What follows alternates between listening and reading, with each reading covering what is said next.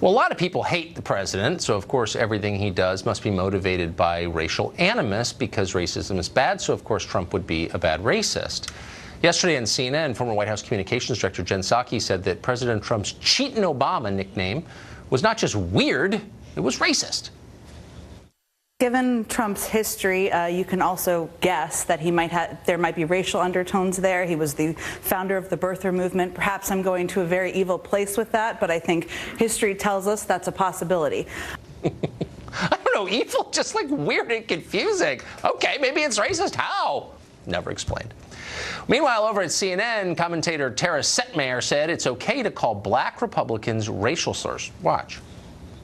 It takes somebody with very thick skin to go out there and be black and say, I'm a Republican, I'm a conservative, because what's going to happen is they're going to come on your network. I've lived it for 25 years. What's going to happen is that if they're going to come on your network and they're going to be called everything but a child of God, they're going to be called an Uncle Tom and everything like that. What are you and so talking first about? things first, are you going to sit there and act like that's not true?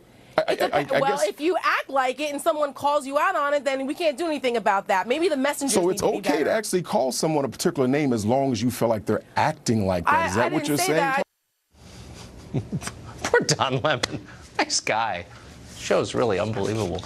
Christopher Harris was on it the other night. He's the man you saw sitting there. He's executive director of Unhyphenated America, and he joins us tonight. So I watched that clip, and first I felt so bad for you, but I also thought it was kind of an amazing moment where you basically had someone defending the use of racial slurs because they're politically expedient. Well, what happened, Tucker, was that the left showed who they really are. I mean, of course, Tara calls herself a conservative and a Republican, but yeah, I mean, well, we'll let her say what she wants to say. But at the end of the day, what the left does is they try to put everybody in a box. Yeah. And we, with Unhyphenated America, what we believe is that America's best when it's unhyphenated. That if you believe in, if you embrace, if you understand that and embrace the principles of life, liberty, and the pursuit of happiness, then you're an American, and there's no need for any prefix or suffix. You're just an American. And so trying to put everybody into a particular box, saying that you must think a particular way because of your paint job, as one of my buddies says, the melanin content in your skin, is one of the problems that the left has. And what they're doing is they're focusing on identity politics, and they try to say, well, Donald Trump obviously must be a racist because, well, look at the lack of diversity, without kind of doing some critical analysis and saying, well, how many black people actually applied for a White House internship? And even then, when you look at exactly what happened with Ms. Setmayer, is that she just vilified any black person who doesn't toe the line. Well, exactly. So what happens, I mean, and one of the reasons for the hysteria, I think, is Trump actually got a higher percentage of the black vote than the Republican who ran before him, Mitt Romney. Not a ton, but more, so that freaked him out. But what happens to the country long term if you encourage everyone in it, of all colors, to think of themselves first as members of a racial or ethnic group? Like, what happens over time? Balkanization. Yeah. You know, the term, a lot of people are not familiar with it, but the Balkan region, what you have is a lot of different tribes, different groups of people who are all constantly warring against each other.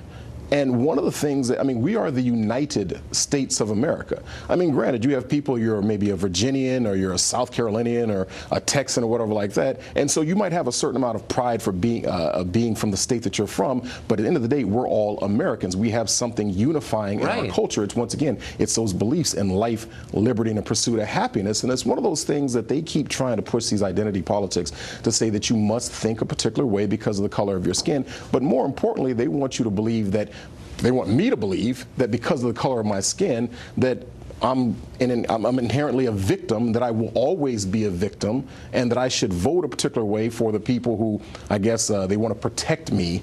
But you know, we can look at the black community overall, and here's the reality. What has gotten better in the past 50 years, as long as blacks have been voting 70+% for the Democratic Party? No one can say that things have gotten better from economic standpoint. The schools haven't gotten better. Economically, we're not doing better. Family-wise, we're not doing better. But yet, these are the points that they keep wanting to push with these identity politic issues, and it's just really maddening. Do you think quickly that maybe the identity politics is designed to distract people from thinking about their actual circumstances, from asking the questions you just raised, which is like, is my life better? Am I making more? Is my family better off? If they can wave the red flag of race in front of you, maybe you won't think about those things. Well, you know, Don, the reality is, I mean, I attend McLean Bible Church, which is a huge church. It's an ethnically diverse church. I mean, I always say that the culture is Christian, but it's an ethnically diverse church. We have over 100 different ethnicities represented at our church. And when you have people interacting one-on-one, you know, there's no real issues of racism. Exactly. And church is the best possible example of that. Thank you very much. That was great. Thank you for having me. Google is expanding research efforts in China that could eventually help the Chinese military overcome the American military, and that's terrifying the more you learn about it. The most recent installment of our Tech Tyranny series is coming up next.